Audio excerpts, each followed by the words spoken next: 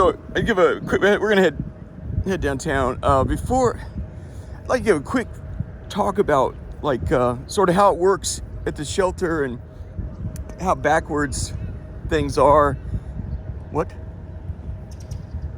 Oh, you got. Oh, there's more. Oh, wow. Okay. I don't know what Federal Protective Service is. I think that might be Homeland Security. There's, like I said, it's alphabet soup. You never know which department or division is down here. So, someone like this right here might be like your parole or probation guy.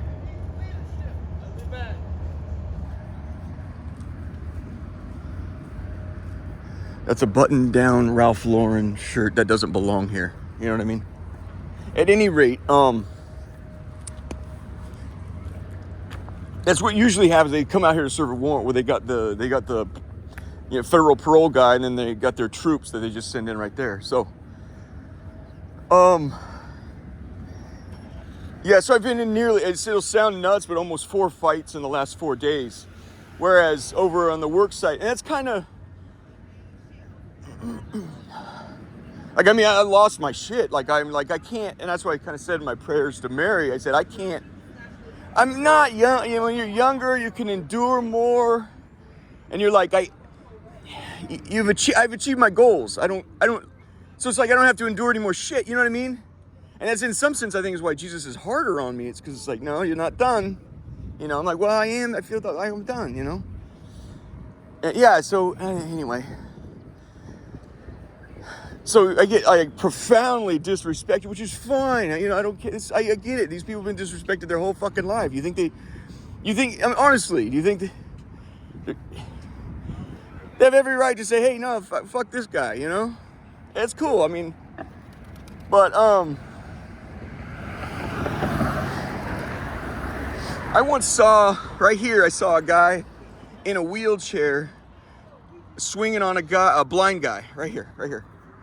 I go, what? I come around the corner, I go, what the fuck is this? And then some homeboys right there, they looked over and they go, what the fuck are you doing, man? See, they're serving a warrant right there. It might be for me, so. You see that? You see Metro just go by right there? Right there.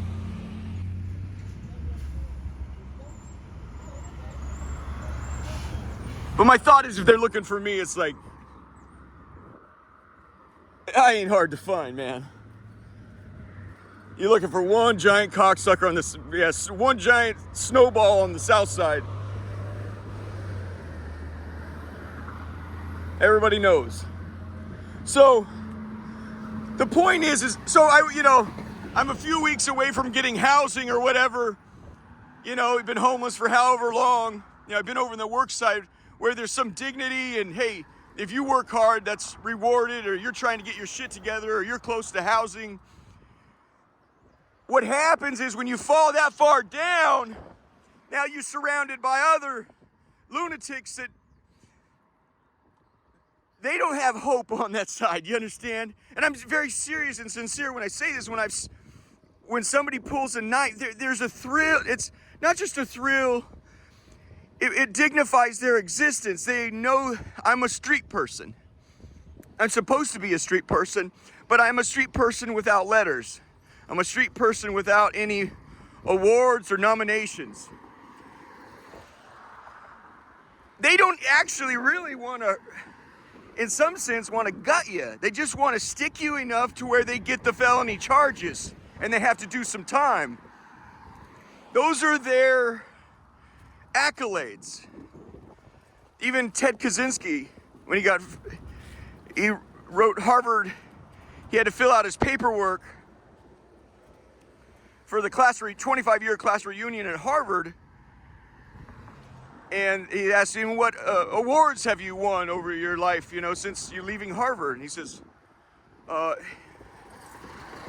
8 life sentences.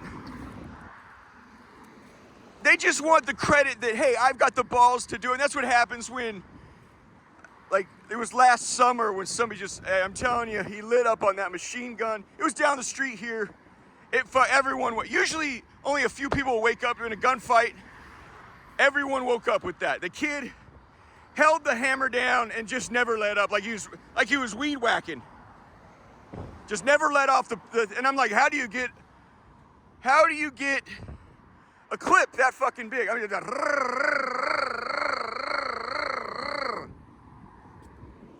on and on, like, fuck.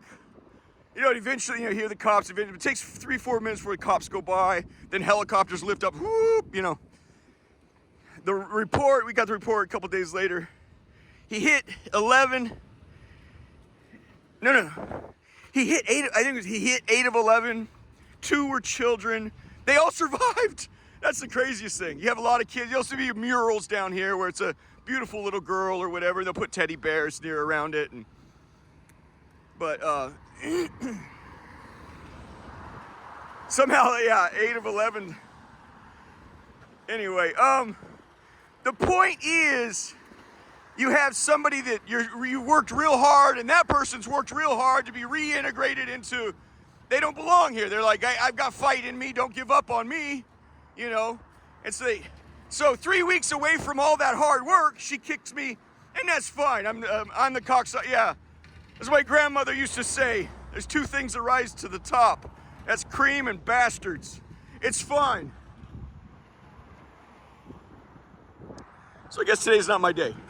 We'll make good use of this leisure time that Joe Warpinski has allowed me.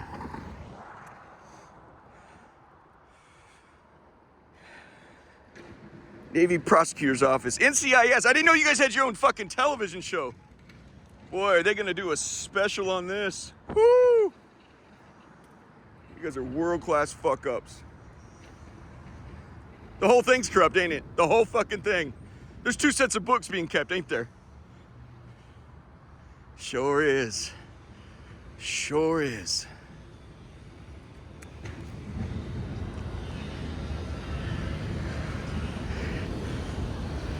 It's crime all day long. When they prosecute crime at the Navy's office, it's like, okay, fuck, man. It has to be reasonable crime. That's way out of the... You're starting to get... Yeah. Anyway.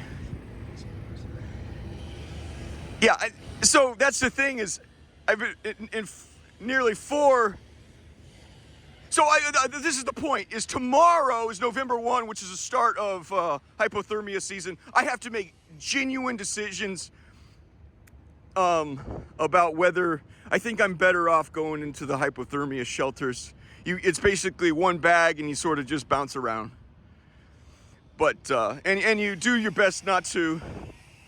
And that's the thing, it's like, so what happens is there, so it's like this guy tried or whatever, black, white, red, yellow, black and white, doesn't matter. It's like this is an individual was close, we had him real close to getting out of the doldrums of the hell of society, and well, he was stabbed to death. There's an argument and he was stabbed to death next door. This is that they see me over there, honestly, they go, what the fuck are you doing here? They kicked you over here? I go, yeah, it's all right. Please don't. It makes it worse when you say it like that. Like, what the fuck are you doing? I don't know. They sit just 3 weeks away from, you know, success, and let's kick him down and see what happens, you know. So that's the thing. Okay, there was an argument and he was stabbed to death. Or conversely, exact opposite. There was an argument and he stabbed the other guy, and now it's, you know, it's manslaughter charges. And so now we're putting him up in a different type of hotel. Now he's going to the penitentiary for 10 years or whatever it is. So I've grown to like the smell of this. Every time I go by this place, it has a, it's just the mildew. I think it's the mildew of this place that I like. But it's Halloween. Let's go do some Halloween stuff. I was thinking later tonight when the sun sets, what we can do is, you know, all those boats that no one ever uses down on the river? There's like 4 or 5, 6 different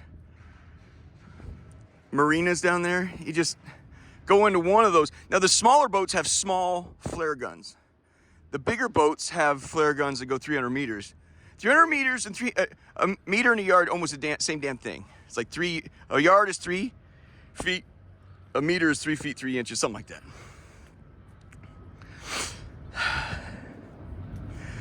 You get on a bigger boat, the flare guns shoot hotter and faster. It's kind of slick. So ride it. Yeah, so one Halloween trick would be to launch the flares over the White House, give them they float. They some of them do. Over the White House, give them a good Halloween scare, you know. Or conversely, alternatively, you get one of those high power ones that go 300 yards. You get closer to the White House instead of 300, and you strafe that son of a bitch, just right over the edge. Just give the snipers really something to fucking think on, you know?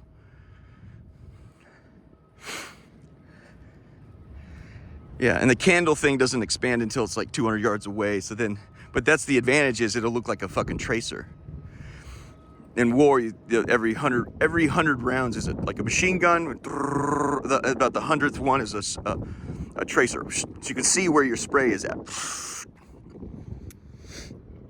Anyway, and then what happened? Did you get off scot-free?